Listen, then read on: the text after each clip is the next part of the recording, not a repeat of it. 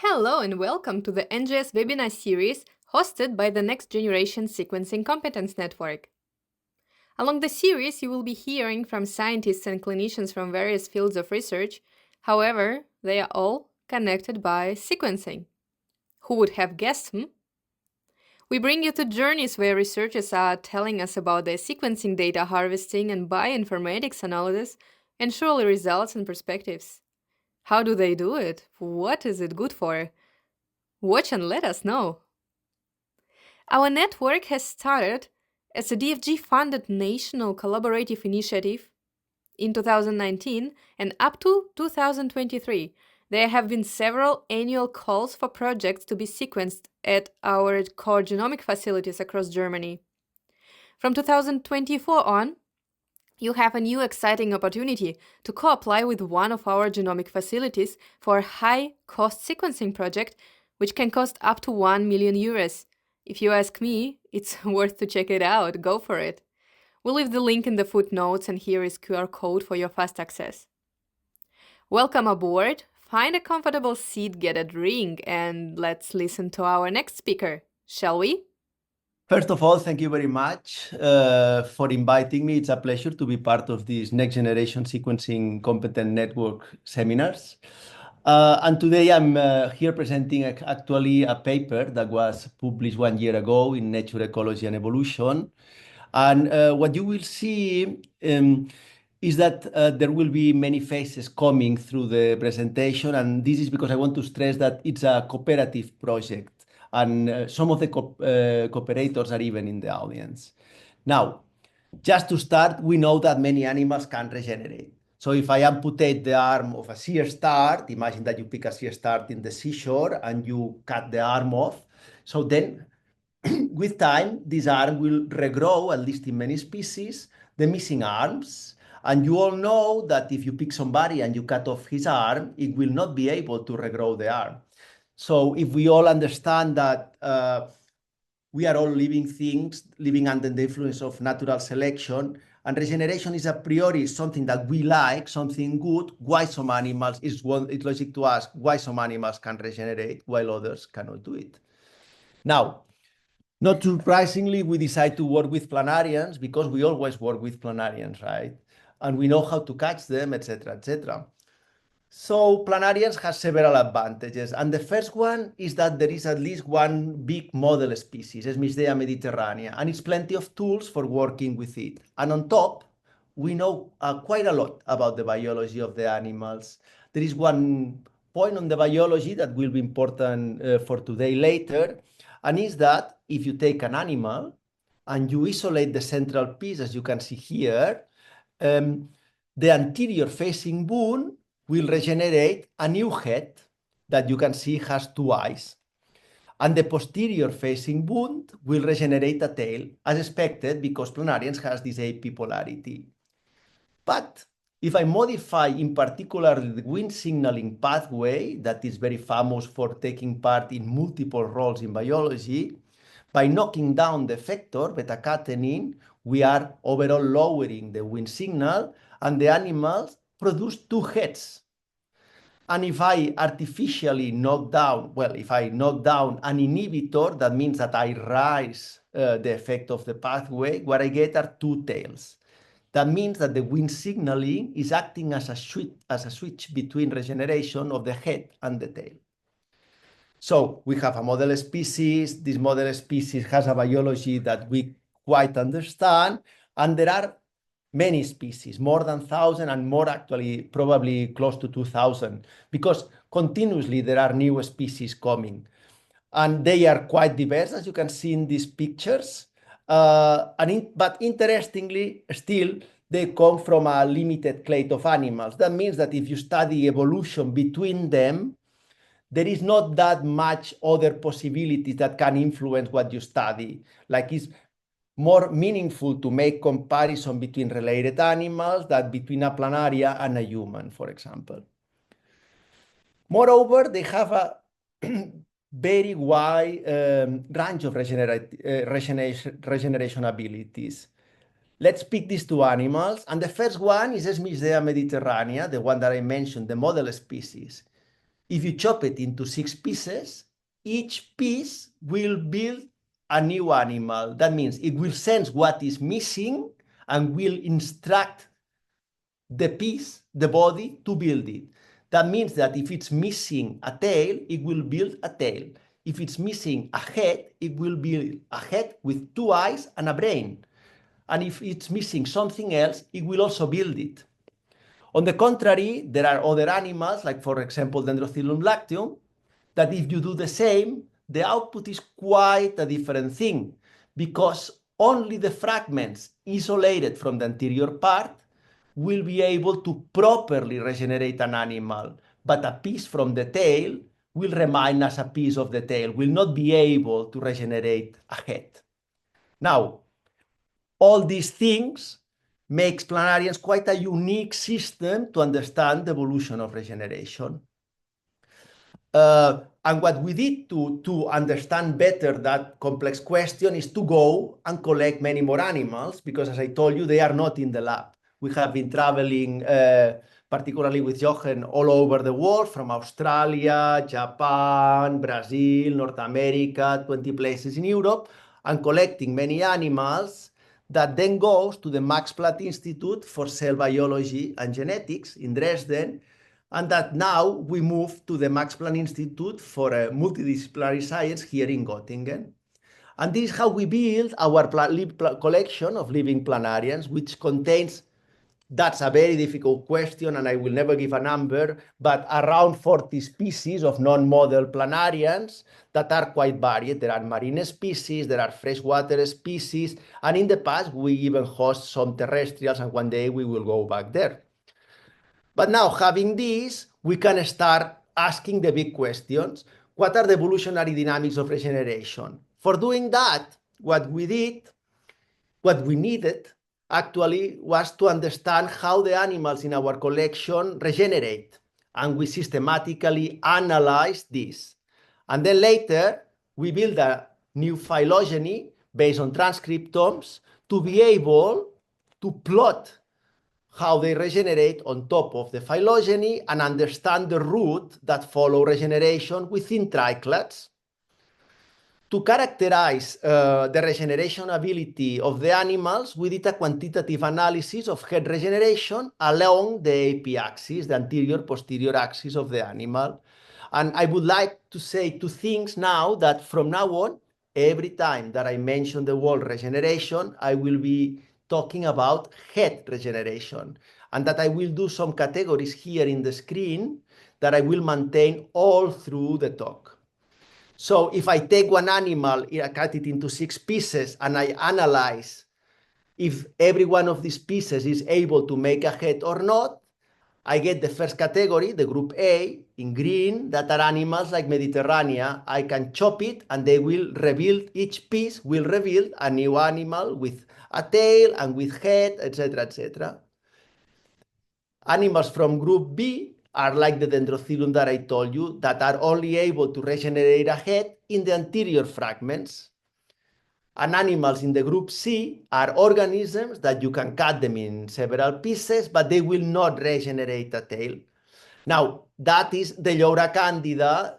The example, the textbook example for this is the Llora candida, this animal that I'm showing here, which is the paradigm for a planaria that cannot regenerate a head under almost any circumstance, or no circumstance at all.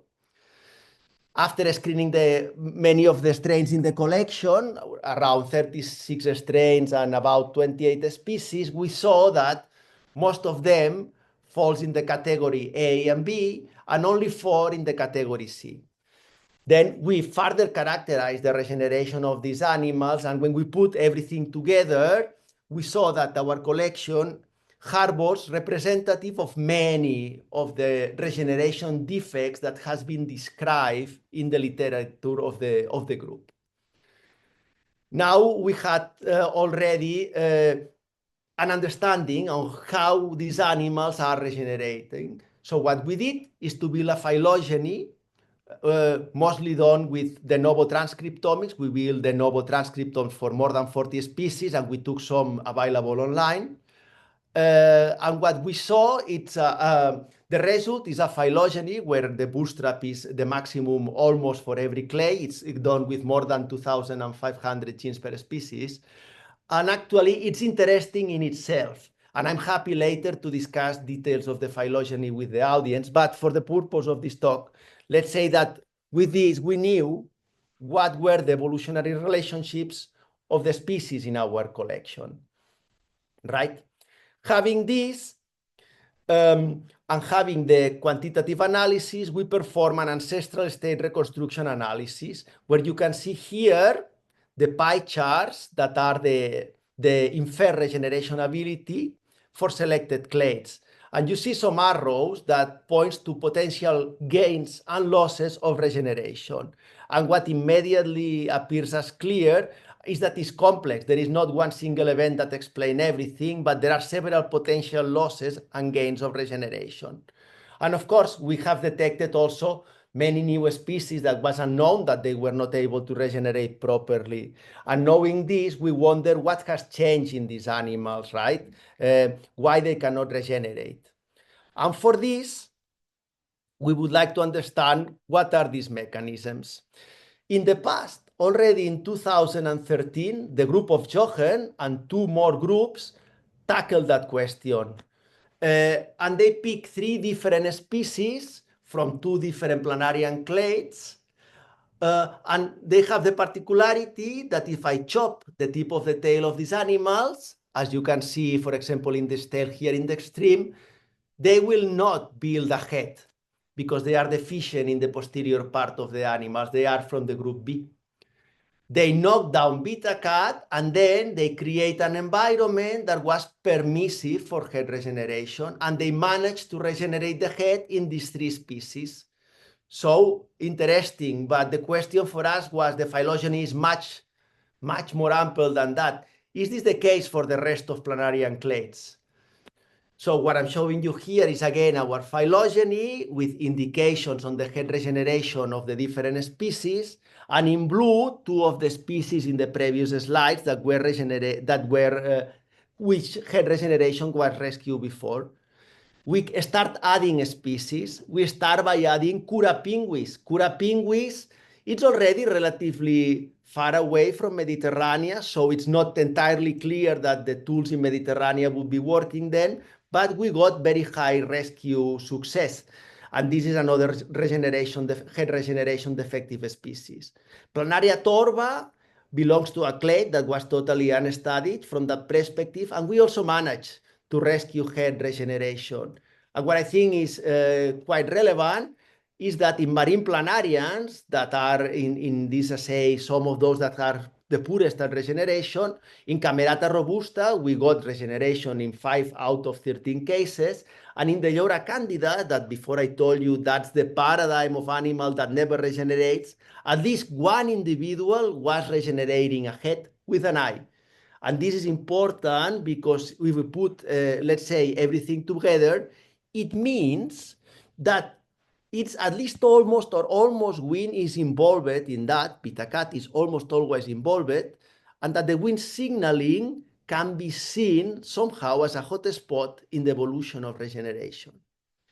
Now, as I told you at the beginning, these species, those that regenerate well, but those that don't as well, are living in the wild. They are not laboratory mutants that we build, right?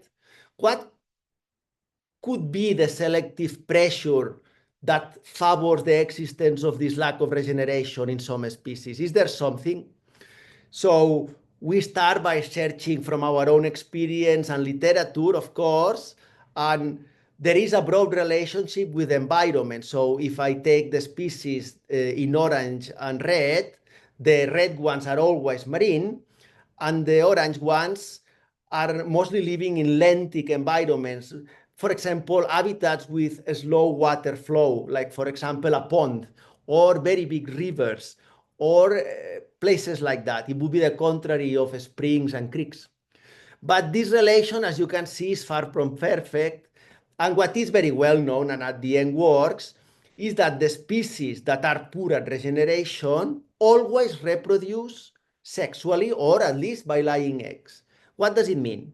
Well, in planarians, there is a certain variety of ways to reproduce. And in the extremes, we have animals like here on the left, that planarians are hermaphrodites, and they like egg capsules. And in the egg capsules, the embryos develop and hatch. And on the right, I'm showing you the other extreme, animals like some strains of Smithsdea mediterranea that they naturally rip apart the body into pieces. And each piece is sensing what is missing and building it. So they can, on the extremes, lie these cocoons, these egg capsules, or rip apart and follow by regeneration. And actually, it makes sense to see the selection of regeneration as part of an asexual reproduction process by fission. That is, not only because they are sometimes attacked by predators and they regenerate. This is not, for us, the main reason behind the maintenance of regeneration in planarians, of head regeneration, but the fact that they need it for reproduction. And this has been suggested also by other authors, of course.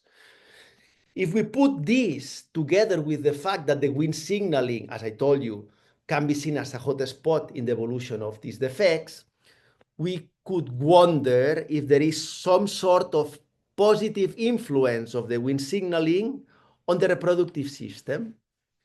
And to explain that, I need first to introduce how is the reproductive system of a planaria. Planarians are hermaphrodites, right? So the same animal is at the same time male and female with very few exceptions. And in the case of Smithsdea mediterranea, they are weirdos also, but the testes are all over the body. There are many, and the ovaries right behind the brain, in the head. The yolk glands are the glands that will nurture the embryos when they develop, and they are also all over the body, and the copulatory apparatus is in the back. We are very lucky because actually we can label by in situ using riboprobes all these structures. And we are even more lucky because actually we can RNAi office and then eliminate, ablate, do a complete ablation of the reproductive system. And having these tools, we could start asking the question, no? Is there pathway activity, Wnt pathway activity associated with the reproductive system? For doing that, we took advantage that in Smithsdea mediterraneas, in some populations, the animals only reproduce by fission. That means that they have almost no reproductive system or only traces. And on other populations, they always reproduce by laying eggs. And if we quantify by quantitative Western blot using our beta-cat antibody the amounts of beta-catenin in these two strains, what we see is that in the one that is laying capsules, the levels are actually higher than in the fissiparous strains. And this is good. That was what we were expecting. Moreover, if we now ablate the reproductive system by knocking down office in the sexual strain, the levels goes down. That means that yes, somehow, but we still don't nowadays understand completely how, there are significant Wnt signaling activity associated to the reproductive system of these animals. Needless to say, we wanted to understand where is in the animal, and we start checking by in situ where the genes were expressed, and we found that many free cells, ABI, axin, are expressed in the ovaries, for example, and that many notums, free cells, APC, SFRP2 are expressed actually in the testes that you can see here nicely delineated in the dorsal surface of the animal. And actually, if you do in situ, colorimetric in situ, and you colocalize, you can see that is true because the green marker overlaps with the pink markers. Overall, it means that yes, there is Wnt signaling, that the Wnt signaling genes are actually expressed in the reproductive system and in many different places. What was the function here? Well, we took some of these genes and we start to knock them down and check what happens with the reproductive system of the animal. And if I will not show images, but if I knock down notum or APC, there are modifications in the testes, for example. Interesting, and an avenue that we didn't explore further, but maybe for the future. But what was striking to us is that when we knock down beta-catenin itself, the yolk, that tissue that should nurture the embryos in development, almost is gone, almost disappear. That means that the Wnt, at least the Wnt signaling pathway in Smithsdea mediterranea, can play multiple roles, but is striking that it has this strong positive control in yolk production. At that time, we were gathering lots of information and we were trying to put everything together, and we come with an initial hypothesis based on the two sexual extremes of reproduction in planaria. Sexual reproduction, here to the left, the capsule-lying reproduction, does not require a priori head regeneration because this is embryological development within the capsule. On the other hand, for asexual reproduction, head regeneration is strictly needed because the tail needs to build a head. In environments that select for the former for sexual reproduction, there will be a progressive selection also of the Wnt signaling to a point where asexual reproduction by fission is simply not possible. So we propose the presence, the existence of a trade-off between capsule lying and fissiporous reproduction mediated by the Wnt signaling. Now, if that would be true, there should be three things happening. The first, that beta-catenin must have a conserved role in patterning yolk gland in many planarians. The second is that the species from group B and C that like cocoons should be richer in yolk than species that like cocoons in group A.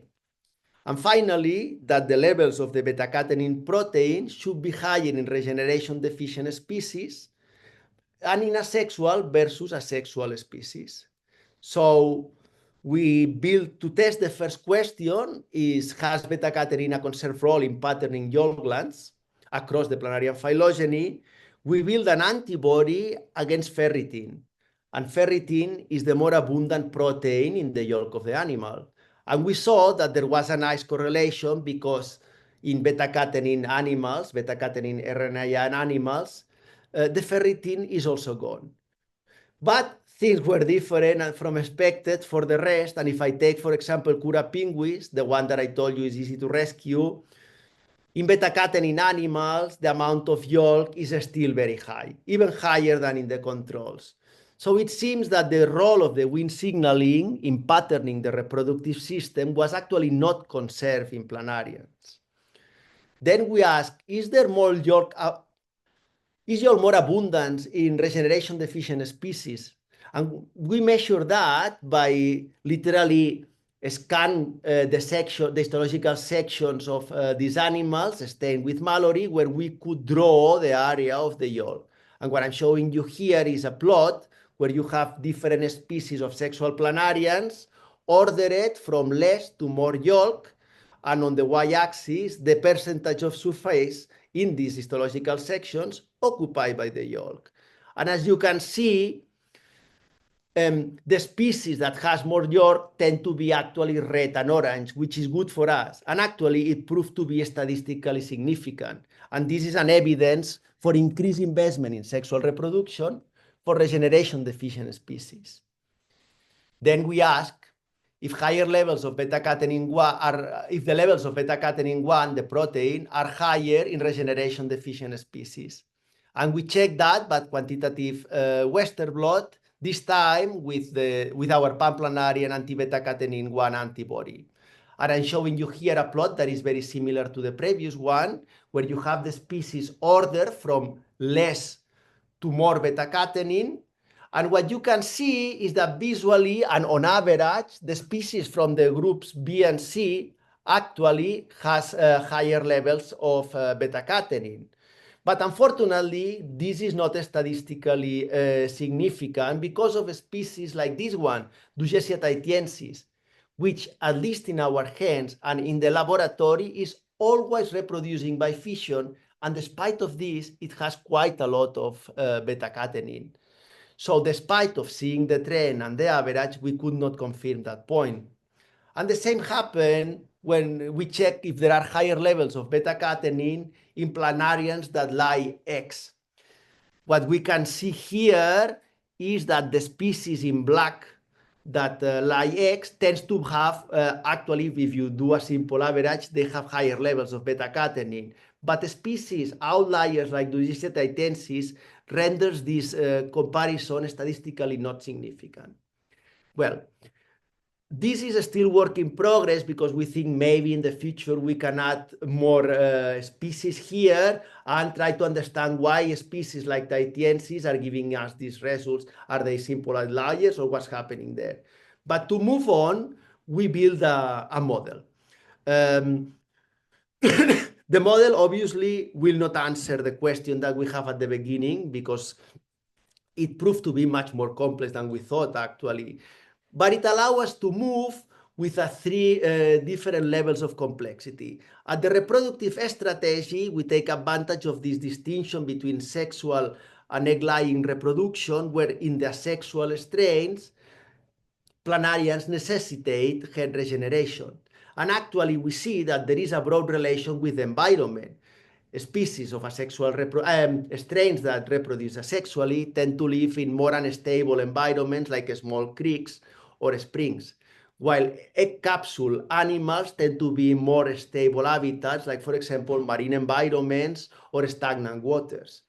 And this is far more complex if we take into account that the molecular mechanism requirement for the two groups of species are actually contradictory in the way that egg-laying species favors the high levels of signaling activity, while excess pathway activity inhibits this.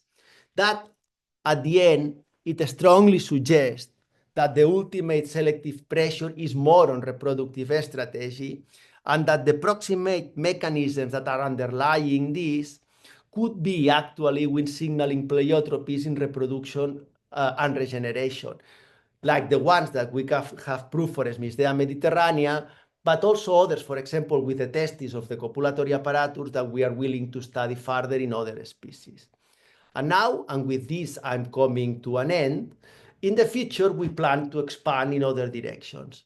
For example, now we are trying to investigate further the relationship between the reproductive strategy and regeneration, and this time what we are trying to do is to study related species that are even more related than the ones that we are, for example, within the same genus, but that each one has a different reproductive strategy. And we are screening several, but this is an example with the work of Marina, where I'm showing you the first species that occurs in many places in Spain, and sometimes it like cocoons, sometimes it fissions, and in some populations, they do both. The second is another species that so far we only know that it like cocoons. And the last species is another one that 99% of the populations only fission. Now, we are lucky enough that we can find them in some places together in the field or at a short distance between them. And what we are doing now is to start a more systematic exploring of the species in the river, in the habitat itself, where evolution occurs, with the hope that if we found that these animals has a slight difference in regeneration, we can combine field and laboratory to validate some aspects of our model. And with this, I'm getting to an end. Sorry for being boring, and I'm happy to get questions.